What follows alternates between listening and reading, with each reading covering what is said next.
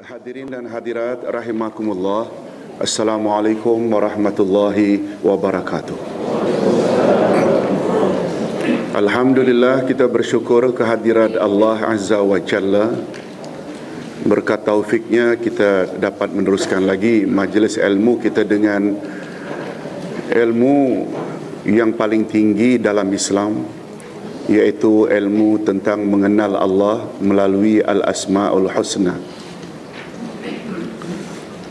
Ustaz kata paling tinggi karena kata ulama akidah, seseorang yang apabila memiliki segala jenis ilmu tapi pada masa yang sama dia tidak kenal Allah, semua ilmu yang dia miliki tidak ada value langsung. Sebab dia tahu banyak tentang makhluk tapi dia tidak tahu tentang penciptanya. Al-Asma'ul Husna, ilmu tentang Allah yang Maha Pencipta. Itu sebabnya ulama akidah selalu sebut awwaluddin ma'rifatullah, awal-awal agama mengenal Allah. Apalagi mereka yang ingin memasuki syurga Allah, tolong ikuti hadis sahih riwayat Bukhari Muslim yang kita sebut sebelum nota ini, nota 9. Sesungguhnya Allah memiliki 99 nama, 100 kurang 1. Siapa yang mengihsa'nya, dia layak masuk syurga. Nah, hadirin dan hadirat, mula siri yang ke-10 ini kita akan bahas satu demi satu nama-nama Allah yang 99. Kita akan mula dengan Allah. Sila lihat nota syarahan Al-Asma'ul Husna. Syarahan maknanya penjelasan lanjut tentang nama-nama Allah. Telah dijelaskan pada pelajaran yang lalu tentang kelebihan ihsa Ahlus Sunnah wal Jamaah. Tentang ihsa Ahlus Sunnah wal Jamaah. Ihsa Al-Asma'ul Husna.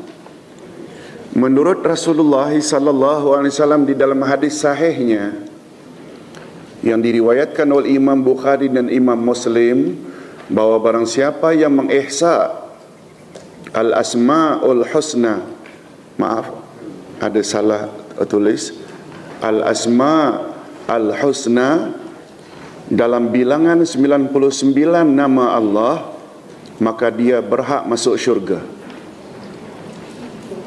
Dan menurut Imam Ibnul Qayyim, ihsa Al-Asma'ul Husna ada 3 jenis. Pertama, ihsa terhadap lafaz-lafaznya dan menghitungnya 1, 2, 3 sampai berapa? 99. Kita kena hitung jumlah itu atau bilangan itu. Kedua, makna ihsa ialah ihsa terhadap makna-maknanya dan kandungannya. Maknanya kita kena fahami setiap makna nama-nama Allah.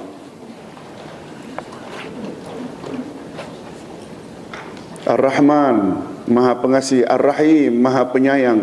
Ada beza tak dua nama itu? Walaupun berasal dari kata rahmat, tapi beza. Yang ketiga, ini yang paling mustahak, iaitu berdoa kepada Allah dengannya dan beribadat berdasarkan tuntutannya.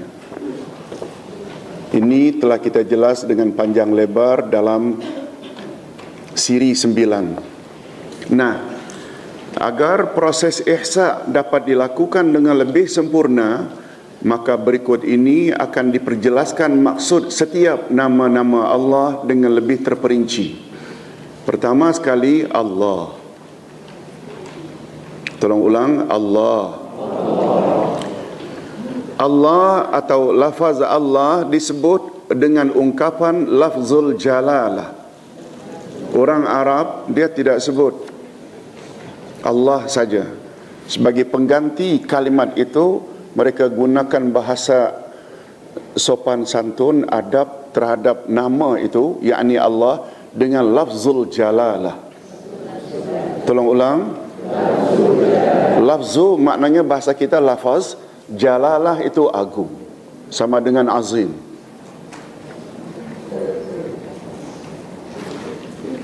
Inilah nama Allah yang paling agung dan paling tinggi jika dibandingkan dengan semua nama-nama Allah yang lain.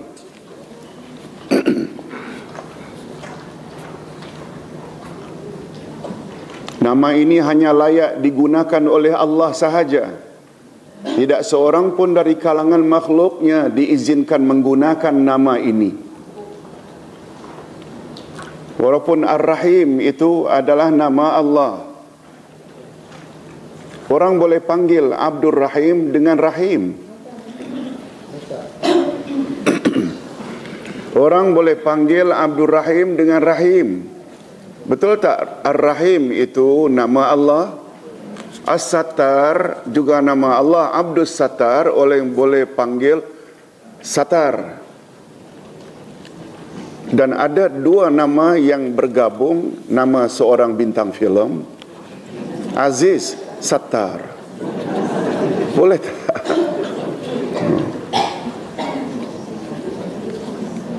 Tapi bila seseorang dinamakan Abdullah, jangan panggil Allah sini. Nah, Abdullah. Kalau tidak singkat pun mungkin Pak Lah ke, atau Dolah ke. Tapi Allah tak boleh. Itu maksudnya.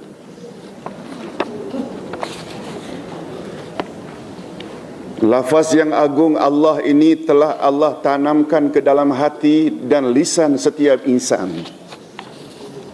Secara semula jadi, secara naluri, secara fitrah, Allah memang dah tanamkan pada hati dan bibir atau lisan insan, walaupun dia non-Muslim. Buktinya ini. Tolong ikuti. A'udzubillahi minasyaitonir rajim. Wala in sa'altahum man khalaqas samawati wal ardh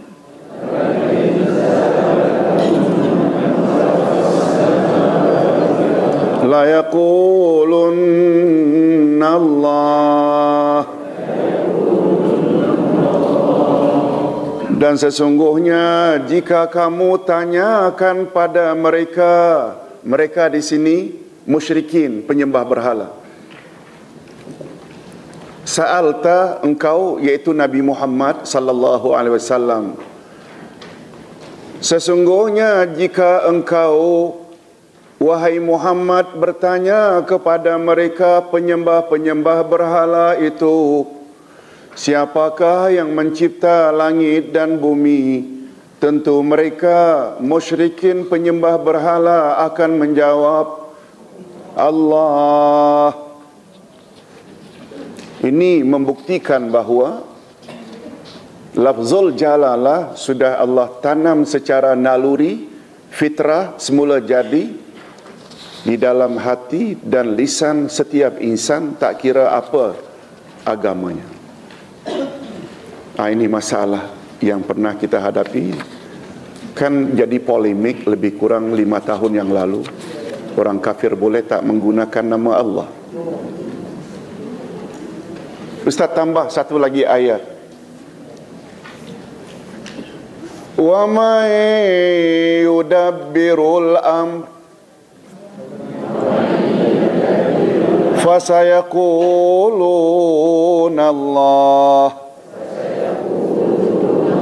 Apabila kau tanya mereka siapa yang mentadbir alam ini, mereka akan jawab Allah. Mereka tak pernah mendakwa berhalanya yang mentadbir alam. Hatta orang Kristian tak pernah mendakwa Isa yang mentadbir alam. Betul tak? Yang mentadbir tetap Allah.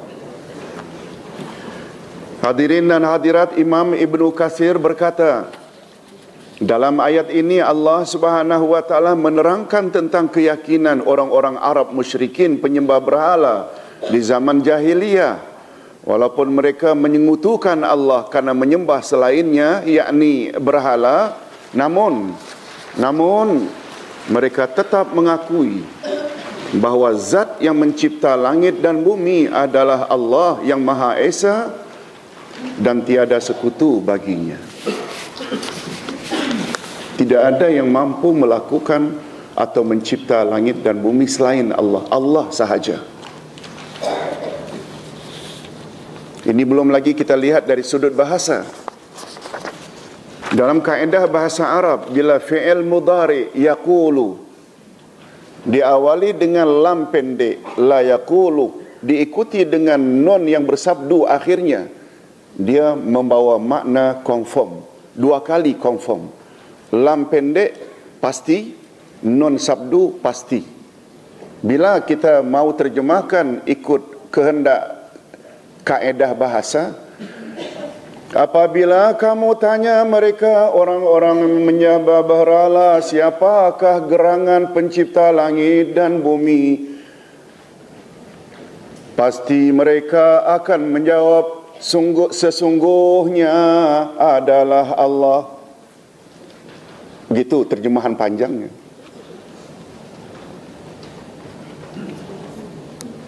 Okey, hadirin dan hadirat, nama Allah yang Maha Agung ini, Allah tercakup di dalamnya segala al-asma'ul husna dan sifat-sifat yang maha tinggi. Itu sebabnya Ibnu Rajab, salah seorang ulama akidah, menyebut Allah adalah lafaz yang menjadi tumpuan atau rujukan semua sifat-sifat yang sempurna. Allah adalah zat yang menjadi rujukan semua sifat-sifat sempurna.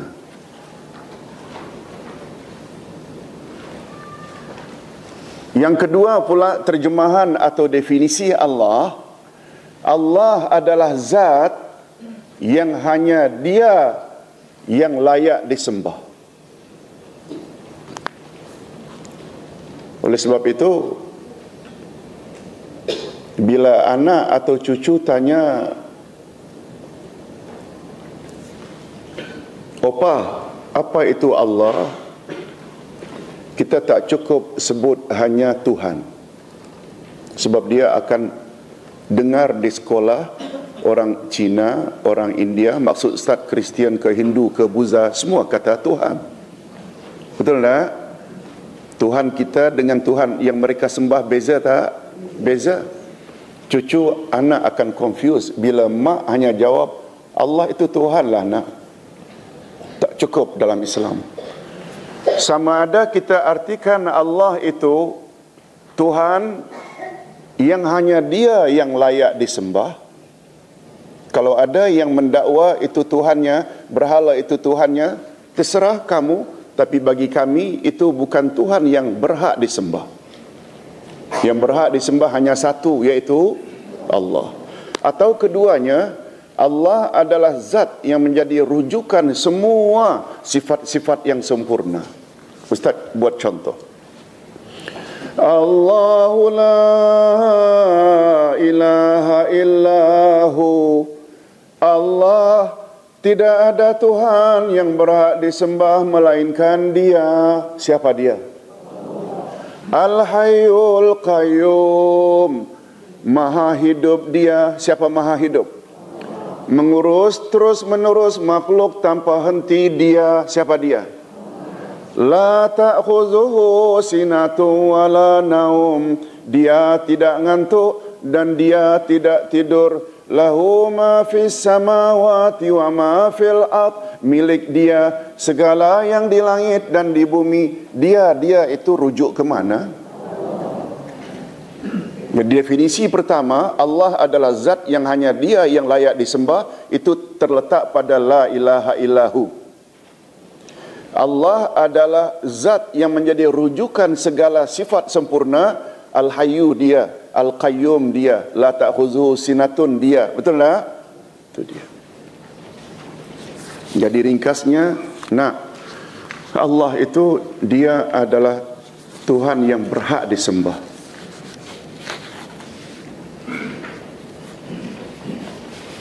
Nabi Muhammad termasuk tak zat yang menjadi rujukan segala sifat sempurna?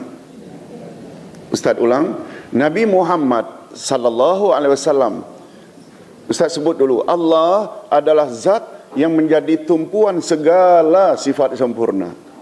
Nabi Muhammad boleh tak dikatakan Nabi Muhammad adalah zat yang menjadi tumpuan segala sifat yang sempurna? Boleh atau tidak? Jawabnya tidak. Nabi Muhammad bukan zat yang sempurna. Nabi Muhammad memerlukan ayah, Nabi Muhammad memerlukan ibu, Nabi Muhammad ngantuk, Nabi Muhammad tidur, dan Nabi Muhammad juga wafat. Betul tak? Tapi bila disebut Nabi Muhammad adalah insan yang paling mulia, itu boleh tak? Boleh. Zat tak boleh.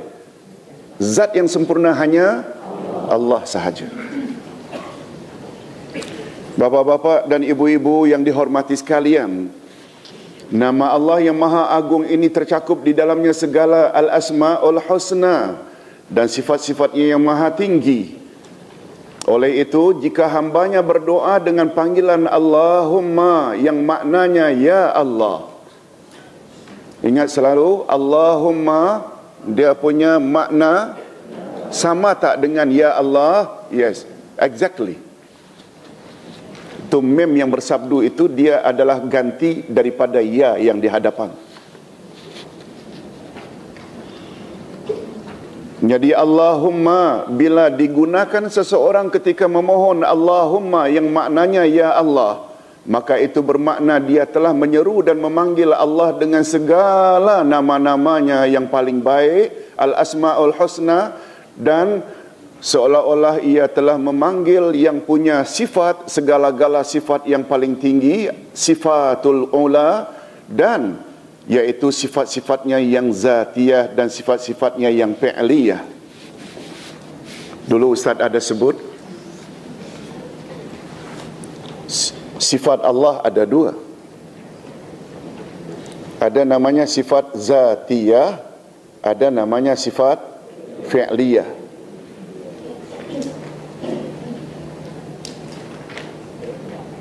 Semuanya sifat subutiyah.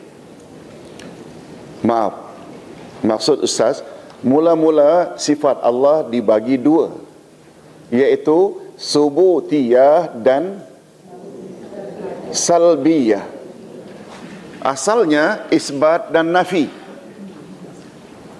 Asalnya sifat Allah ada yang isbat, ada yang nafi. Qul huwallahu ahad, katakan hai Muhammad, Allah itu esa. Isbat atau nafi? Isbat. Allahu samad, isbat. Lam yalid walam yulad, nafi. Walam yakul lahu kufuwan ahad, nafi. Allah tak serupa dengan apapun juga. Dalam surat Al-Ikhlas ada 4 sifat Allah, 2 isbat, ahad dan samad, 2 nafi, lam yalid walam yulad dan walam yakul lahu kufuwan ahad. Istilah ilmu akidah, isbat dipanggil subutiyah, nafi pula dipanggil salbiyah. Sebab subutiyah membawa makna kita menetapkan bagi Allah segala sifat yang sempurna. Salbiyah pula kita menafikan dari Allah segala sifat kekurangan. Bila dia dua sifat Allah ini, subutiyah dan salbiyah, mana sifat yang sempurna? Subutiyah. Salbiyah sifat sempurna atau bukan? Bukan. Masih ingat? Sifat salbiyah bukan sifat kesempurnaan bagi Allah. Tapi Ustaz, Allah itu maha hidup, dia tidak mati. Maha hidup itu subutiyah, dia tidak mati. Salbiyah menafikan. Bukankah tidak mati itu sempurna? Dulu kita sudah bahas dah sebelum puasa. Apa dia? Sifat nafi bagi Allah bukan sifat sempurna, kecuali jika kita sabitkan apa yang dinafi. Allah Maha Adil, Dia tidak zalim. Maha Adil, subutiyah, tidak zalim. Salbiyah ini barulah menjadi sempurna bila kita isbatkan apa yang dinafi. Yang dinafi zalim. Lawan zalim adil. Adil yang muncul dari istilah tidak zalim, itu yang sempurna, bukan tidak zalim. Allah Maha Kuat, Dia tidak lemah. Tidak lemah bukan sifat sempurna bagi Allah, kecuali kita isbatkan lawan lemah, iaitu Maha Kuat. Kita sudah bahas bab ini. Cuma apa yang Ustaz ingin katakan, di antara subutiyah dengan salbiyah, mana yang paling banyak disebut dalam Al-Quran? Subutiyah. Dan subutiyah pula terbagi dua. Ada subutiyah zatiyah, iaitu sifat Allah yang sempurna, yang tak memerlu kepada kehendak, yang sangat tergantung pada kehidupan. Seperti berkata-kata, mendengar, melihat, itu namanya subutiyah zatiyah. Adapun subutiyah fi'liyah, dia ada kaitannya dengan kehendak.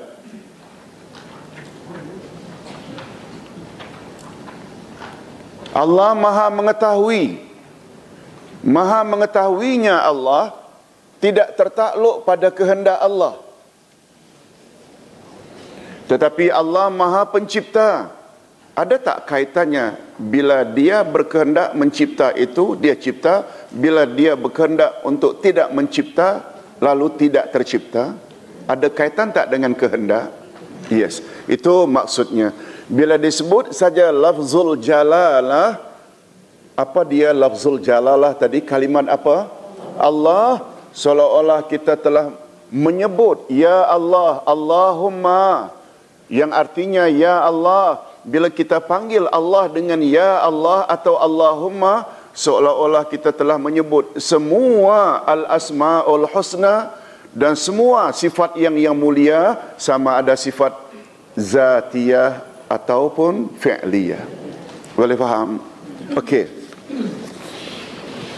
Imam Ibnul Qayyim berkata, tiada khilaf bahawa makna Allahumma adalah Ya Allah. Atas dasar itulah lafaz tersebut tidak digunakan kecuali untuk tujuan talab. Untuk tujuan talab maknanya permohonan. Untuk itu tidak dikatakan Allahumma ghafurur rahim, Ya Allah yang maha pengampun lagi maha penyayang. Tak, orang tak akan kata itu. Sebab dalam kalimat itu atau ayat itu tak ada permintaan pun. Allahumma senantiasa digunakan bila dengan tujuan talab. Apa talab? Minta sesuatu. Allahumma ghafurur rahim, Ya Allah yang maha pengampun lagi maha penyayang. Kita tak ada minta. Akan tetapi kita akan mengatakan seperti ini. Tolong ikuti. Allahumma ufirli warhamni. Ya Allah, ampunkanlah dosa-dosaku dan kasihanilah daku. Ada tak permohonan setelah Allahumma? Yes.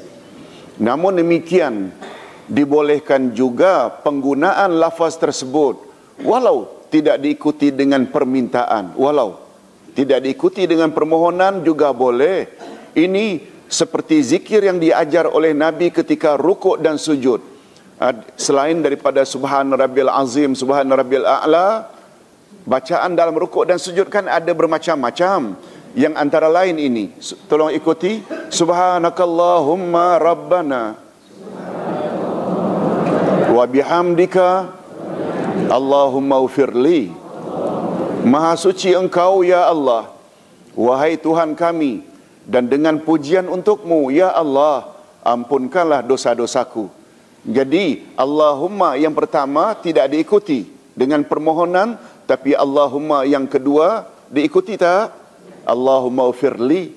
itu diikuti.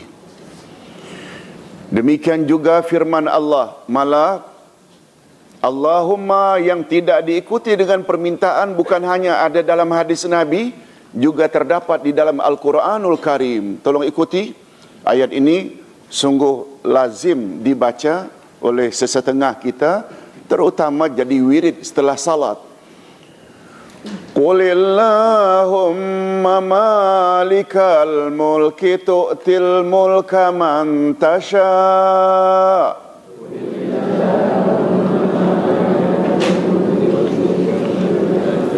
wa tanzi'ul mulka mimman tasha'.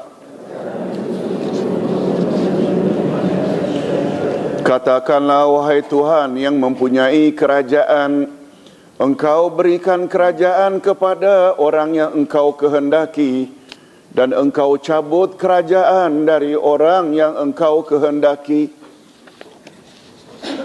Ini, bila kita faham ayat ini, kita tidak heran walaupun seseorang telah memerintah dengan kuku besi sampai 400 tahun. Pernah dengar ada raja yang memerintah 400 tahun? Kata Profesor Wahbah Az-Zuhaili, Namrud. Ada tak yang sampai 100 tahun, 30 tahun, ada tak? Lalu tombang begitu saja dalam keadaan hina. Ini ayatnya. Allah tidak beri kuasa pada siapa yang dikehendaki. Allah boleh cabut tak bila-bila masa? Itu semua kuasa Allah. Satu lagi ayat menunjukkan bahawa Allahumma yang tidak diikuti dengan permohonan juga ada. Qulillahumma fatiras samawati wal ard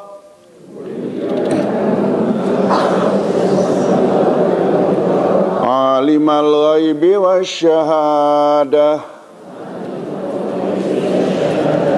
Katakanlah, wahai Allah, pencipta langit dan bumi, yang mengetahui barang yang gaib dan yang nyata.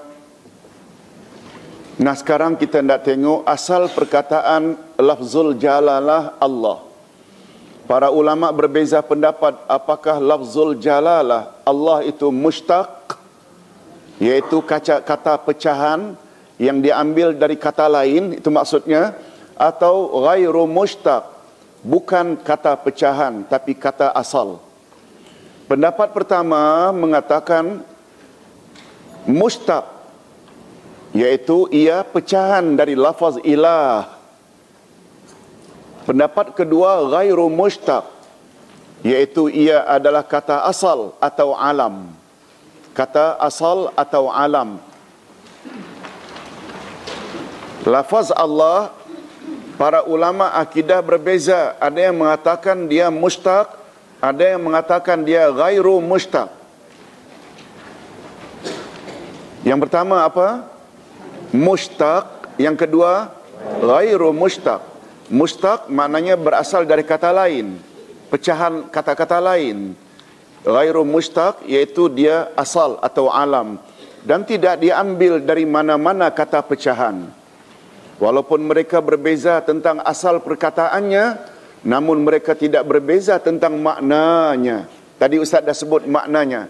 Pertama, definisi Allah, dialah zat yang layak atau berhak disembah, atau Allah adalah zat yang menjadi rujukan segala nama-nama atau sifat-sifat yang sempurna. Mereka tak beza dari sudut makna, walaupun ada di antara mereka yang berbeza pendapat tentang asal perkataan itu. Yang lebih sahih atau yang lebih betul ialah pandangan yang dipilih oleh Imam Ibnul Qayyim. Lafaz tersebut adalah mushtaq.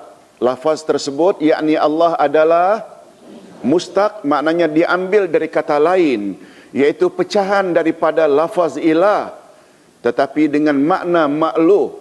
Ilah dengan makna makluh, yakni fi'al dengan makna maf'ul. Timbangannya fi'al. Fi'al itu ilah, dengan makna maf'ul. Maf'ul maknanya makluh. Hadirin dan hadirat,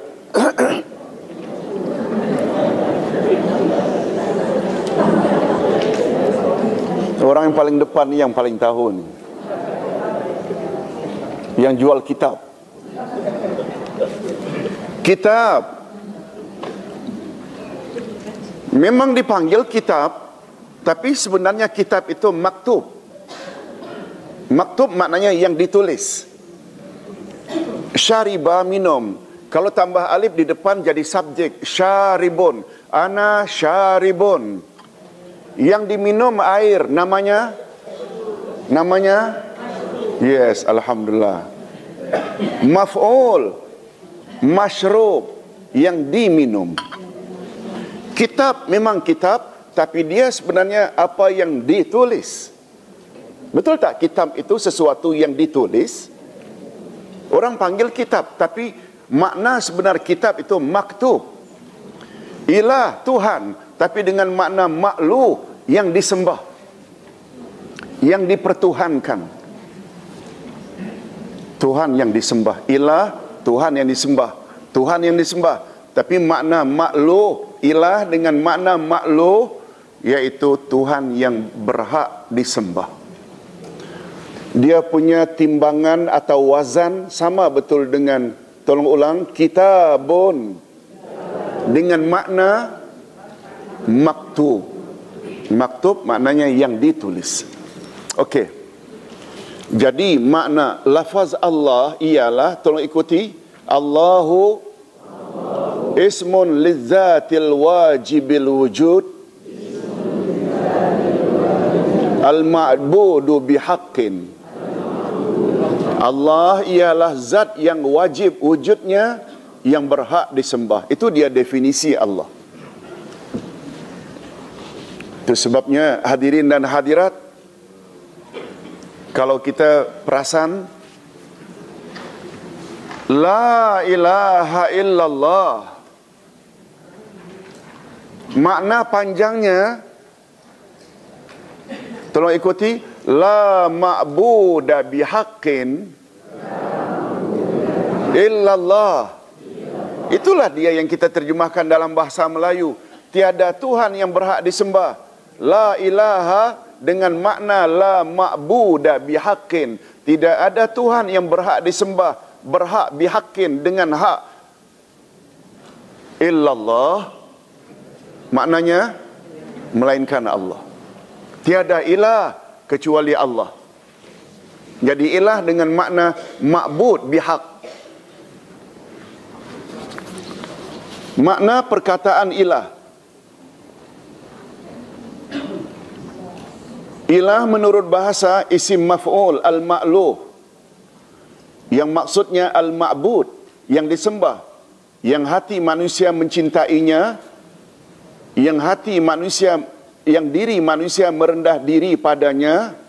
Bentuk jamaknya ilah adalah alihah. Tolong ulang. Yang asalnya at-ta'alluh, yang maksudnya at-ta'abbud, mengabdikan diri atau memperhambakan diri. Itu makna asal ilah. Jadi ilah ialah al-ma'budu bihaq. Tolong ulangi, al-ma'budu bihaq. Tuhan yang berhak disembah oleh hamba-hambanya dengan penuh rasa cinta, tunduk, rasa takut, rasa harap, agung dan taat. Dialah yang disembah. Dialah satu-satunya Tuhan yang berhak disembah. Segala bentuk penyembahan selain Dia, apakah makhluk itu di langit atau di bumi, adalah batil. Betul tak? Menyembah malaikat batil, menyembah jin batil, menyembah manusia batil, menyembah besi, patung, tembaga, semuanya batil. Yang hak hanya jika menyembah Allah sahaja. Syekh Al-Islam Ibn Taymiyah berkata, ketika mendefinisi apakah itu ilah, tolong ikuti, innal ilaha huwal ma'luh wal ma'luhu huwa allazi yastahiqqu an yu'bad wa kaunuhu yastahiqqu an yu'bad huwa bima tasafa bihi minas sifat allati tastalzim ay yakuna huwal mahbub ghayatal hub wal makhdu'u lahu ghayatal khudu' wal ibadatu tatadamman ghayatal hubbi bi ghayatil zulli. Terjemahan kata-kata Imam Ibnul Qayyim ketika mendefinisikan apa itu Allah. Maaf, ilah. Ilah dengan makna Allah. Sesungguhnya ilah adalah makhluk. Sedangkan makhluk pula ialah Tuhan yang berhak disembah. Itu sebabnya bila kalimat tauhid la ilaha illallah, apa makna panjangnya? Tiada Tuhan yang berhak disembah illallah. Coba kita buang sejenak la di depan yang maknanya.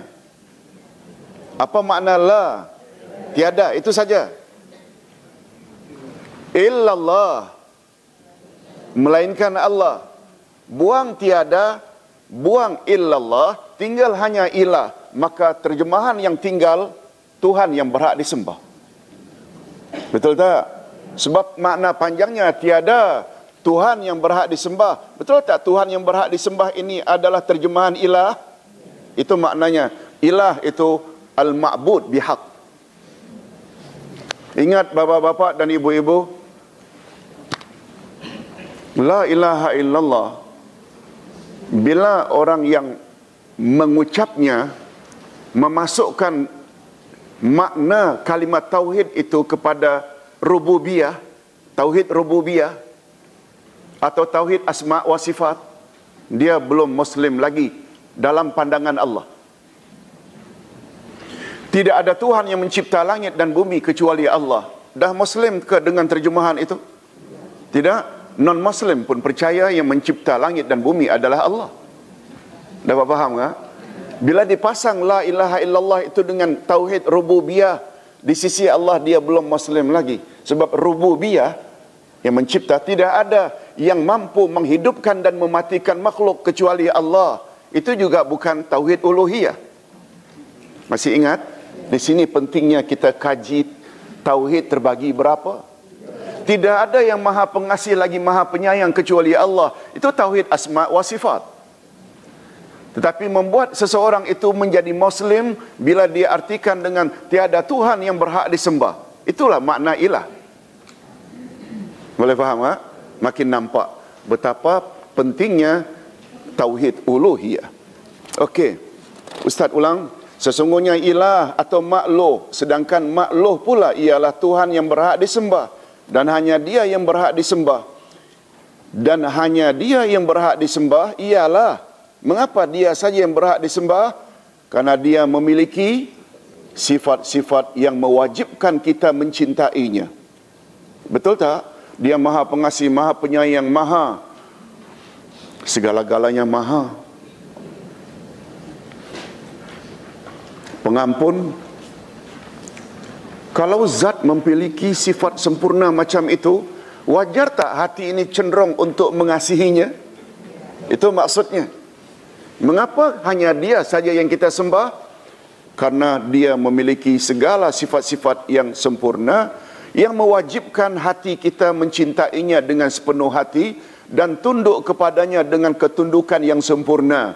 Ibadat mengandung makna kemuncak kecintaan yang disertai dengan ketundukan yang sempurna. Itu sebabnya bila kita beribadat pada Allah, penyebab utama kita beribadat pada Allah adalah karena apa? Cinta kita, tunduk kita, patuh kita kepadanya. Untuk membuktikan bahawa Allah itulah ilah yang berhak disembah, yang mempunyai segala sifat sempurna, ia juga adalah alam, yakni kata asal yang merujuk kepada Rabb yang Maha Pencipta dan Maha Mentadbir, maka renunglah, tadabburlah beberapa ayat berikut. Tolong ikuti. Allahu la ilaha illa huwal hayyul qayyum.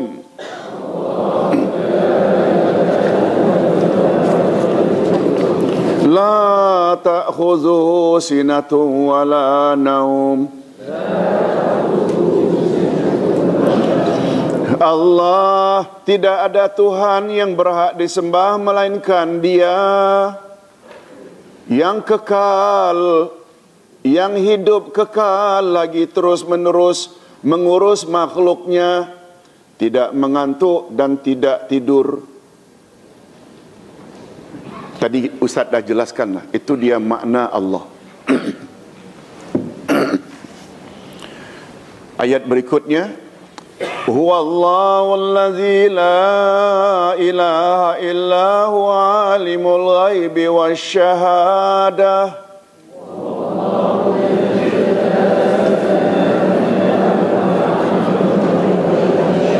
Huwar rahmanur rahim. Huwallahu allazi la ilaha illa huwal malikul quddusus salamul mu'min.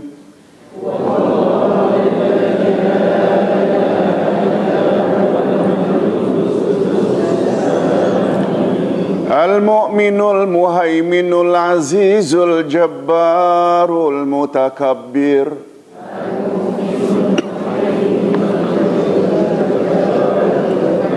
Subhanallah amma yushrikun. Huwallahul khaliqul bari'ul musawwiru lahul asma'ul husna.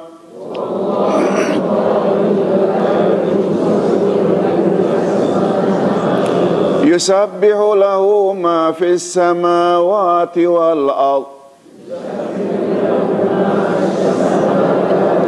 Wa huwal azizul hakim.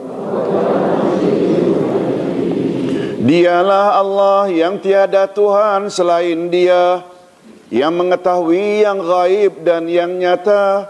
Dialah yang Maha Pemurah lagi Maha Penyayang. Dialah Allah, tiada Tuhan yang selain Dia, Raja yang Maha Suci, yang Maha Sejahtera, yang Maha mengaruniakan keamanan, yang Maha memelihara, yang Maha Perkasa, yang Maha Kuasa, yang Maha memiliki segala keagungan. Maha Suci Allah dari apa yang mereka persekutukan. Dialah Allah yang menciptakan, yang mengadakan, yang membentuk rupa, yang mempunyai al-asma'ul husna. Bertasbihlah kepadanya apa yang bertasbih kepadanya apa yang di langit dan apa yang di bumi, dan Dialah yang Maha Perkasa lagi Maha Bijaksana. Semua nama dan sifat itu rujuk kepada Allah. Ini dia kalau tidak tahu Allah. Itu sebabnya hadirin dan hadirat, masih ingat awal buku satu akidah? Kitab akidah yang paling besar adalah Al-Quran. Boleh dikatakan semua ayat merujuk kepada akidah. Ya, merujuk kepada akidah. Kalau tak tentang Allah, tentang malaikat, tentang hari kiamat, tentang syurga, tentang neraka, betul tak? Tentang hisab, tentang jin. Sama ada secara direct atau indirect, setiap ayat mesti menyangkut masalah akidah. Itu sebabnya jangan heran kalau Abdullah bin Umar ibnu Al-Khattab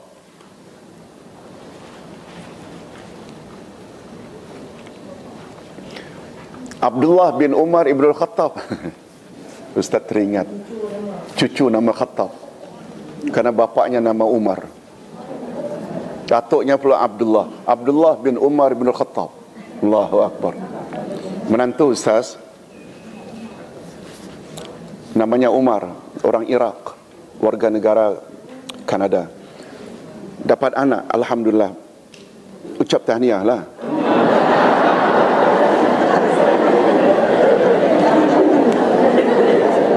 Ayahnya minta biar nama anaknya Khattab. Walaupun terbalik Khattab bin Umar, biasanya kan Umar bin Khattab. Okey, Abdullah bin Umar bin Al-Khattab berkata, tolong ikuti. Ta'allamnal iman, summa ta'allamnal Quran, fazdadna imana. Mula-mula kami belajar iman pada Rasul, selanjutnya kami belajar Al-Quran, dan dengan mempelajari Al-Quran semakin mantap iman kami. Boleh tak kita simpulkan dari statement itu, belajar tafsir Quran boleh memantapkan akidah? Yes, karena Quran kitab akidah yang paling besar. Ini contohnya. Siapa Allah disebut dalam surat Al-Hasyr dengan begitu jelas. Siapa itu Allah? Dialah yang berhak disembah, dialah yang memiliki segala sifat-sifat yang sempurna.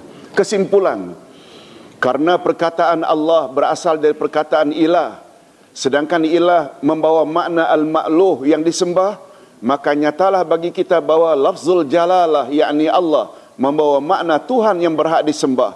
Atas dasar ini pula lah para ulama akidah sepakat mengartikan kalimat tauhid, tolong ulang, la ilaha illallah, dengan maksud la ma'buda bihaqqin illallah. Tiada Tuhan yang berhak disembah melainkan Allah. Hakikat ini telah dijelaskan sendiri oleh Allah Subhanahu wa taala, antaranya dalam surat Al-Baqarah ayat 163. Tolong ikuti. Wa ilahukum ilahu wahid. La ilaha illa huwa rahmanur rahim. Dan Tuhanmu adalah Tuhan yang Maha Esa. Tidak ada Tuhan melainkan Dia yang Maha Pemurah lagi Maha Penyayang. Surat An-Nisa 171. Innamallahu ilahun wahid. Subhanahu an yakuna lahu walad.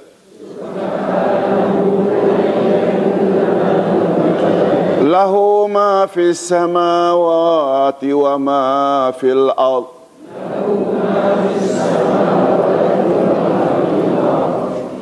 Sesungguhnya Allah Tuhan yang Maha Esa, Maha Suci Allah dari mempunyai anak. Segala yang di langit dan di bumi adalah kepunyaannya. Berbalik ke mana kepunyaannya itu? Allah. Surat Taha ayat yang ke-14. Innani anallahu la ilaha illa ana.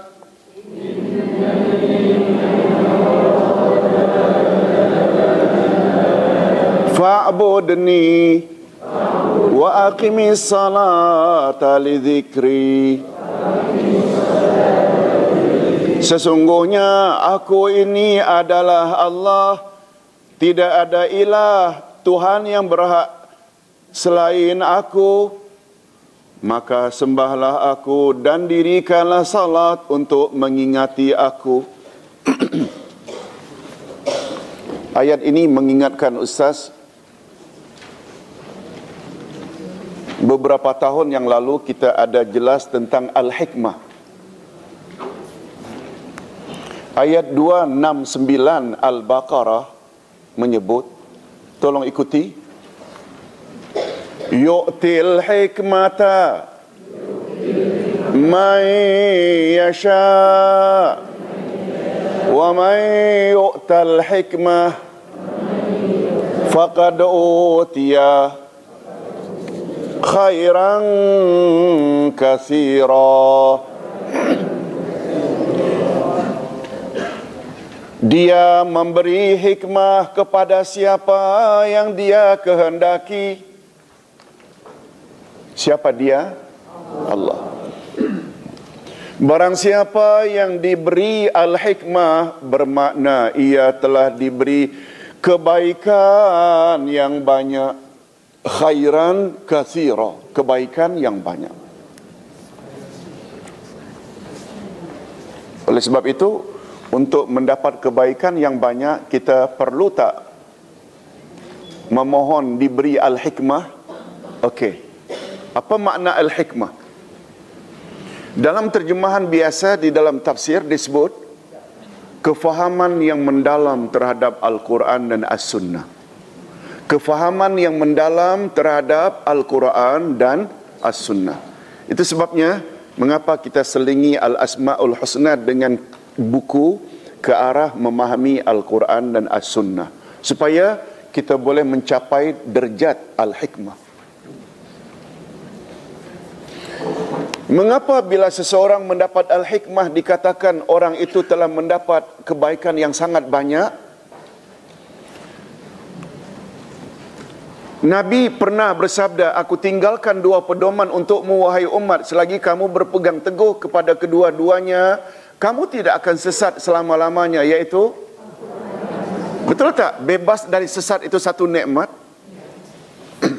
Nah, apa yang Ustaz maksudkan beberapa tahun yang lalu Ustaz jelas, kata ulama tafsir, al-hikmah ada dua. Tolong ikuti, atau ada yang masih ingat? Tolong ikuti. Hikmah ilmiyah, hikmah amaliyah. Hikmah terbagi dua. Pertama, hikmah ilmiyah, iaitu hikmah yang berpaksi kepada knowledge, ilmu. Yang kedua, hikmah amaliyah, hikmah yang berpaksi kepada amalan. Bapa-bapa dan ibu-ibu, dalam Islam, mana yang kita patut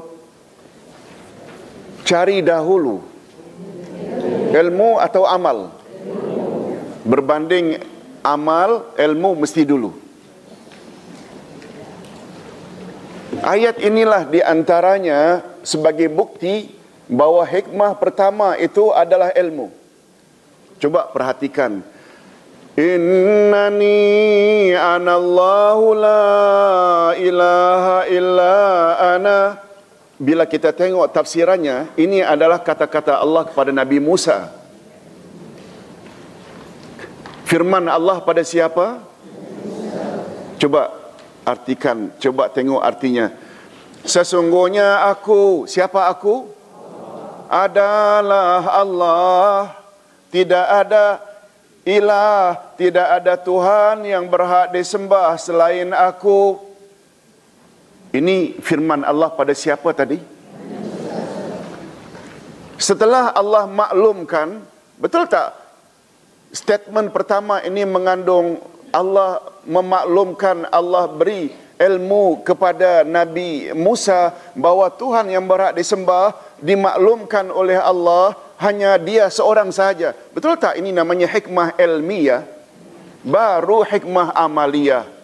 Apa dia? Fa'budni, sembahlah aku dan dirikanlah salat untukku sahaja. Betul tak? Sembahlah, beribadatlah itu amal. Lihat dari sudut urutan. Pertama, hikmah ilmiah, iaitu Allah maklumkan, beri knowledge kepada Musa bahawa Tuhan yang berhak disembah hanya Allah sahaja. Kemudian baru Musa disuruh supaya menyembahnya. Bapa-bapa dan ibu-ibu, prinsip yang Allah sampaikan kepada Musa, betul tak? Ini prinsip yang dibawa oleh semua rasul. Betul tak? Yes. Hadirin dan hadirat rahimakumullah. Allah, Rabb dan Ilah. Pengarang kitab Al-Wasit berkata, perkataan Rabb, penggunaannya selalu menunjukkan kepada makna pencipta dan pentadbir. Adapun Ilah pula, penggunaannya khas kepada zat yang berhak disembah dengan rasa kasih dan takzim serta ketundukan.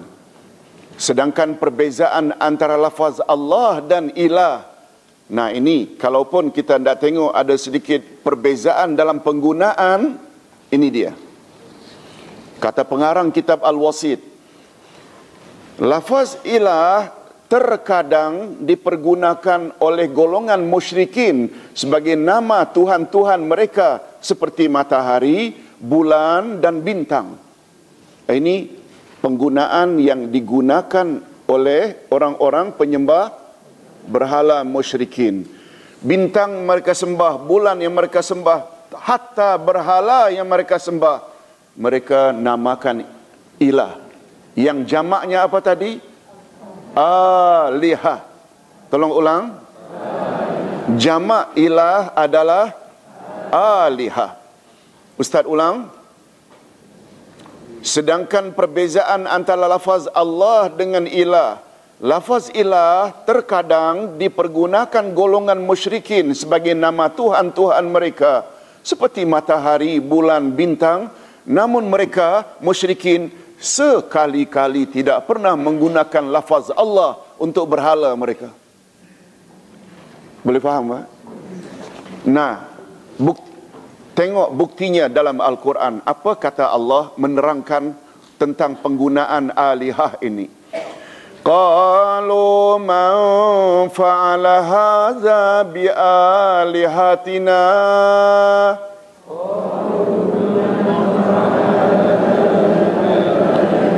innahu laminaz zalimin.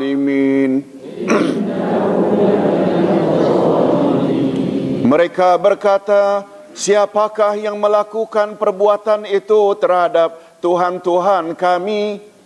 Sesungguhnya dia termasuk orang-orang yang zalim.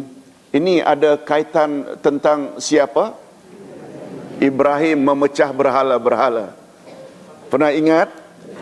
Nabi Ibrahim kan punya bapa bernama Azar. Ada yang mengatakan itu bapa, ada yang mengatakan itu uncle-nya. Mata pencaharian utama uncle-nya atau bapa ini adalah membuat patung. Anaknya diangkat jadi rasul. Bapa penyembah, bukan penyembah. Lebih teruk lagi, buat patung. Ibrahim coba untuk berdakwah pertama-tama pada bapaknya. Bapaknya tolak. Sampai Nabi Ibrahim sampai ke satu peringkat bari, berlepas diri daripada bapaknya dan apa yang disembah oleh bapaknya.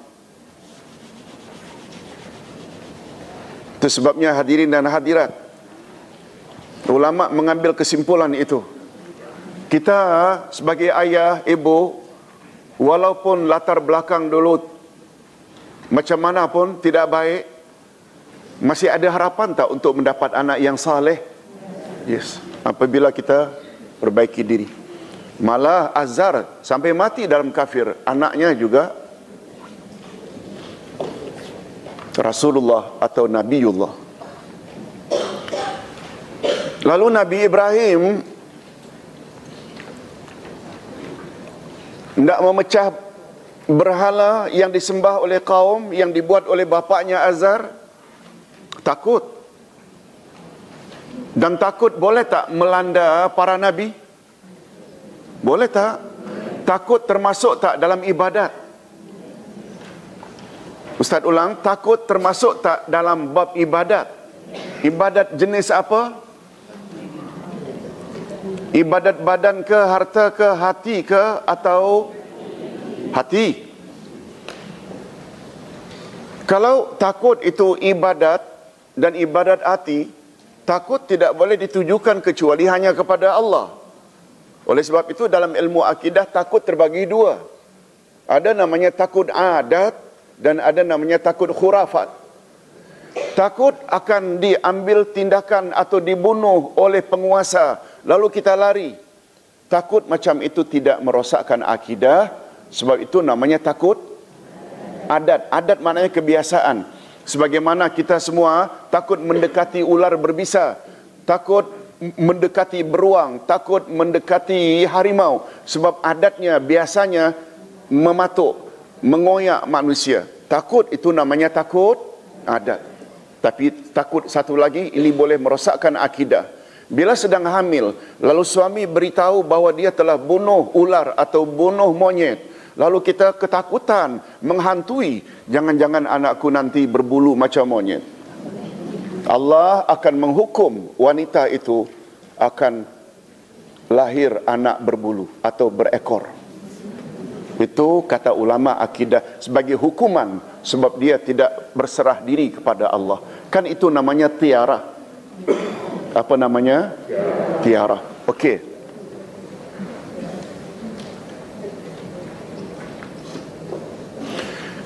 Lalu Nabi Ibrahim karena ada rasa takut, dia tunggu kaumnya pergi berkelah, piknik. Pada ujung minggu, istilah kita, negeri itu, pekan itu kosong. Lalu Ibrahim pun pecah-pecah berhala. Dan ditinggalkannya satu saja, yang paling besar, dan letaknya kapak di tangan yang paling besar. Ini namanya dia fatana. Ketika balik kaumnya dapati patung-patung mereka dah pecah. Ini Allah ceritakan. Mereka berkata, siapa yang telah memecahkan alihatana? Alihah tadi jamak dari ilah. Lihat, padahal yang dimaksudkan ilah itu Allah ke atau patung-patung? Ini menunjukkan penggunaan alihah juga terkadang dengan makna bukan Allah. Boleh faham, Pak? Dia hanya hendak memberi makna itu saja. Satu lagi ayat, ara'aita man ittakhadha ilahahu hawa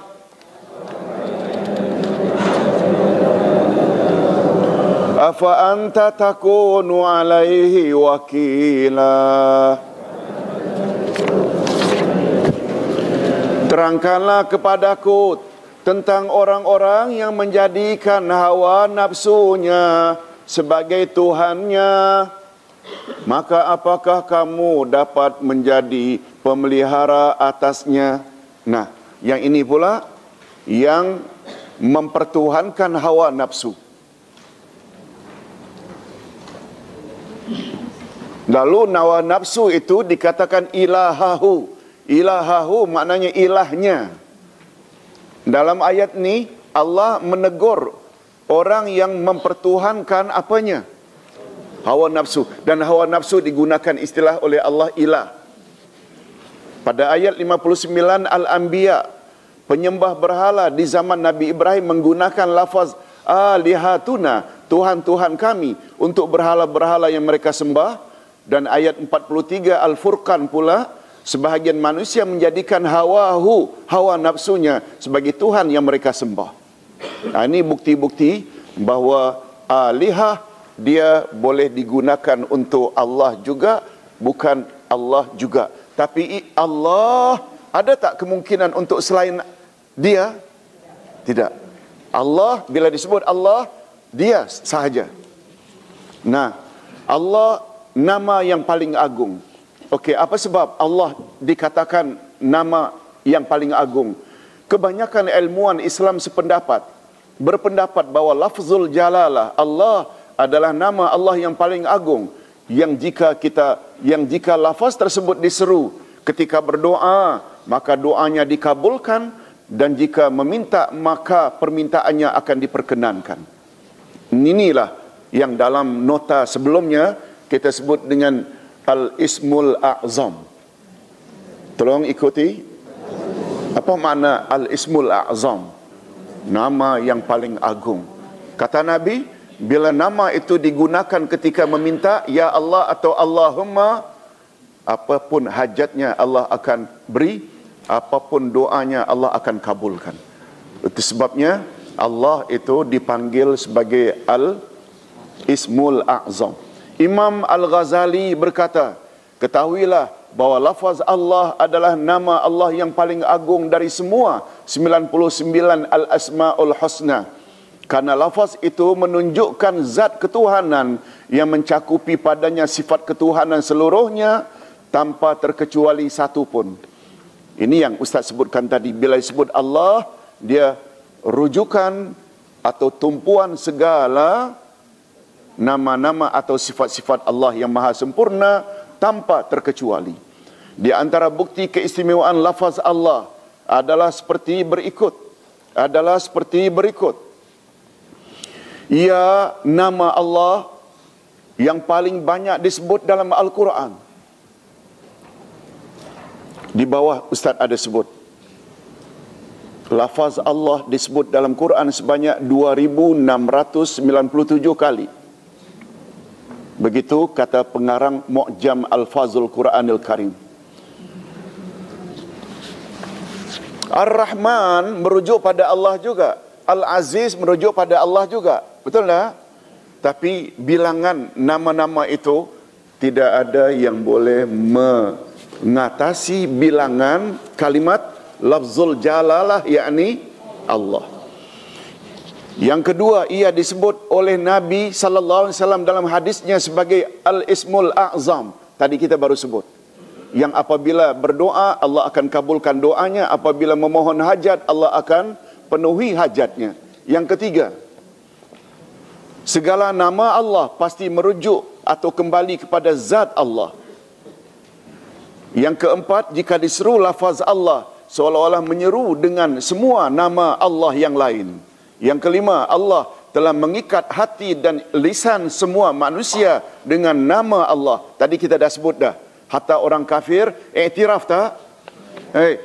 Samia, siapa yang cipta langit dan bumi? Dia akan kata Allah. Dia tak pernah mendakwa dia punya dewa-dewa. Asalnya, siapa yang turunkan hujan? Tuan Allah, Tuan Allah. Dia slang dia, Tuan Allah itu Allah. Yang kelima, Allah telah mengikat hati. Sudah. Yang keenam, segala perkara yang baik jika diawali dengan menyebutnya akan mendapat berkah. Tolong ikuti sabda Nabi. Kullu amrin zibalin lam yubda bi bismillah fahuwa abtar. Segala perbuatan yang baik yang tidak diawali dengan bismillah, dengan nama Allah, kan itu maknanya, maka perbuatan itu tidak diberkati. Tidak minum bismillah, tidak makan bismillah, tidak keluar rumah bismillah, tidak menyembelih binatang bismillah, semuanya bismillah. Segala perbuatan baik yang tidak diawali dengan bismillah, perbuatan itu tidak diberkati Allah. Tapi ingat ya, hanya terbatas zibalin, perbuatan yang baik. Tidak merokok, tak payah bismillah. Yang ketujuh, lafaz Allah telah dikenali dan diperakui oleh semua umat manusia tanpa kecuali.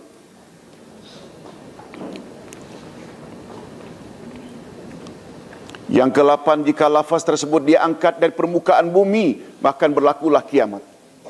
Maknanya kiamat itu akan terjadi bila manusia sudah tak boleh sebut lagi nama Allah. Itu maksudnya. Dah kelu dah nak menyebut nama Allah, itu maknanya kiamat sudah tak dekat sangat. Nah, Allah dan ilah dalam Al-Quran. Penyusun kitab Mu'jam Al-Fazul Quranil Karim berkata, lafaz jalalah Allah disebut dalam Quran sebanyak 2697 kali, sedangkan lafaz alihah, iaitu jamak dari ilah, pula disebut di dalamnya sebanyak 34 kali. Hadirin dan hadirat, kita rehat sejenak. Assalamualaikum warahmatullahi wabarakatuh.